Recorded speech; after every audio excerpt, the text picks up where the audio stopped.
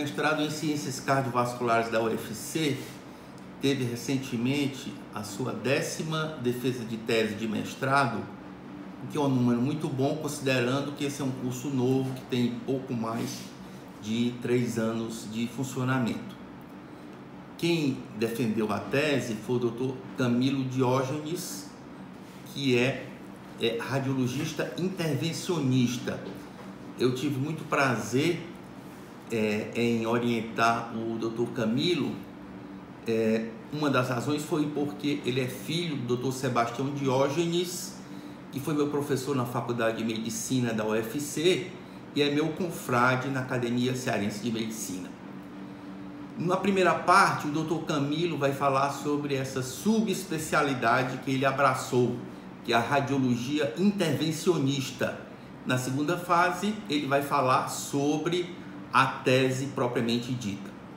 Antes de termos o Dr. Camilo falando, gostaria de agradecer ao grupo de docentes desse mestrado, que tem sido muito ativo, principalmente a professora Camila Roncari, que foi a minha vice-coordenadora, atualmente é a coordenadora, com um trabalho bastante profícuo, e o doutor Armênio, que foi o orientador da instalação desse mestrado. Por favor, doutor Camilo. A subespecialidade radiologia intervencionista é comum a algumas especialidades médicas, como a radiologia, como a cirurgia vascular, a neurocirurgia, e nada mais é do que a realização de procedimentos, sejam eles diagnóstico ou de tratamento, guiado por método de imagem. Os métodos de imagem mais utilizados são o ultrassom, a tomografia e a hemodinâmica. Existem 2 grandes grupos de procedimentos, que são os procedimentos percutâneos e os procedimentos endovasculares.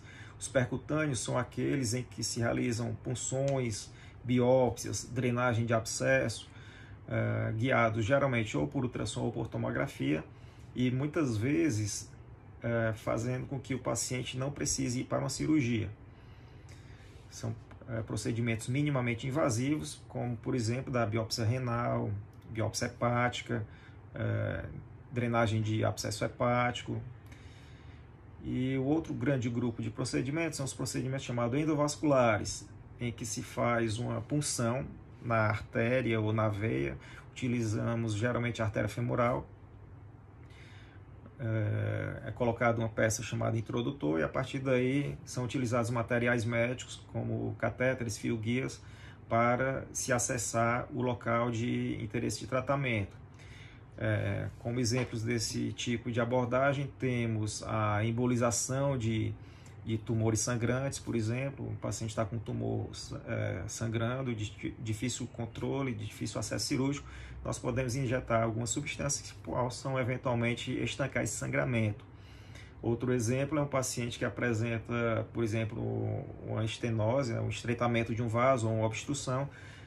Esse vaso pode ser corrigido, o fluxo restabelecido com a passagem de um balão, a colocação de um stent.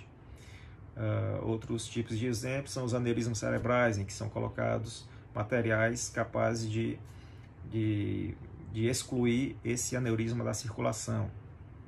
Então, a radiologia intervencionista é uma subespecialidade não muito conhecida, mas que tem um papel de grande importância na ajuda à população. Nós concluímos o mestrado em Ciências Cardiovasculares com a defesa da dissertação do dia 30 de novembro de 2022, mestrado sob a orientação do professor Ricardo Pereira, a quem sou muito grato, e com o trabalho intitulado de A Relação da Espessura Média Intimal das Artérias Femorais com a Doença Arterial Periférica.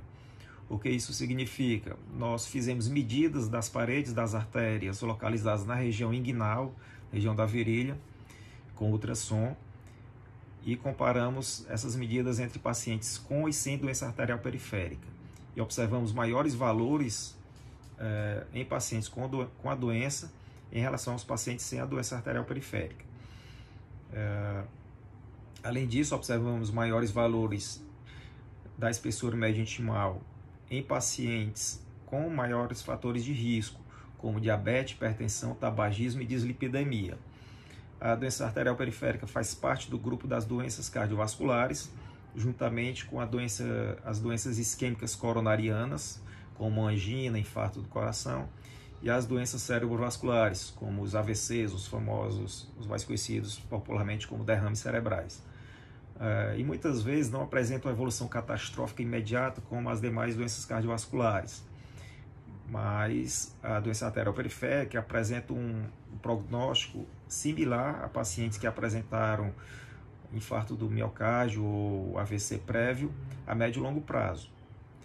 Então, daí a importância de um diagnóstico precoce da doença arterial-periférica e da descoberta de novos marcadores de risco para a doença, como o que foi proposto no nosso trabalho. Agradeço ao Dr. Camilo Diógenes, que falou sobre a subespecialidade de radiologia vascular ou radiologia intervencionista e também falou para nós sobre a sua dissertação de mestrado em Ciências Cardiovasculares da UFC.